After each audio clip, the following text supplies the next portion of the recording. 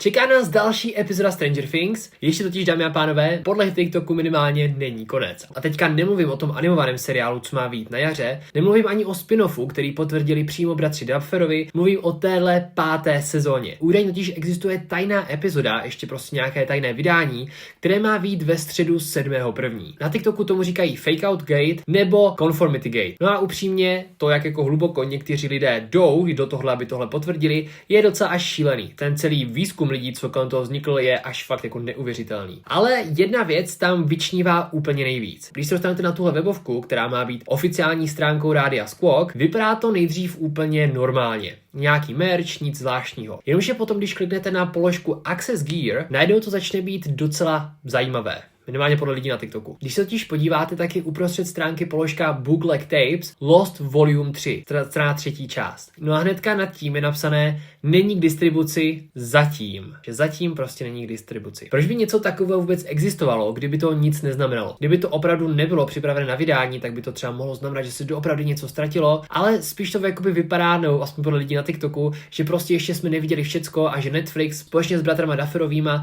chystá ještě velké obří překvapení, jednu tajnou epizodu. A to hlavně kvůli tomu, že tam to slovo ještě. Mají to být nějaká ztracená páska, nějaké falešné finále a nějaký Duffer cut, prostě něco úplně neuvěřitelného, co jsme ještě neviděli. No a jestli se ukáže, že to je pravda, tak budu fakt hodně překvapený, protože upřímně, když se potom děláte i do komentářů na TikToku, tak zjistíte, že ta stránka toho Squawku byla zaregistrovaná až během produkce 5. série, když už to bylo i oznámené veřejně, takže si tu stránku mohl vytvořit naprosto kdokoliv, mohl tam napsat naprosto cokoliv a upřímně, vzhledem k tomu, jak Stranger Things skončili, jaký to finále bylo, jak je to takové jako neurčité, nedokážu si absolutně představit, že jsme dostali ještě nějakou jakoby další epizodu, o čem by to vlastně vůbec bylo a těžce pochybuju a i bratři Dufferovi to v několika rozhovorech popřeli, že by existoval nějaký jakoby Snyder cut, jejich dejme tomu nějakých Duffer cut, který by prostě tu sérii nějak jakoby zdelšil, dal tam nějaké scény a tak podobně a tak podobně. Takže si nemyslím, že to je pravda, ale všechno si dozvíme 7.1. Tak určitě sledujte, ať vám to neunikne, ale tak si myslím, že to je blbost.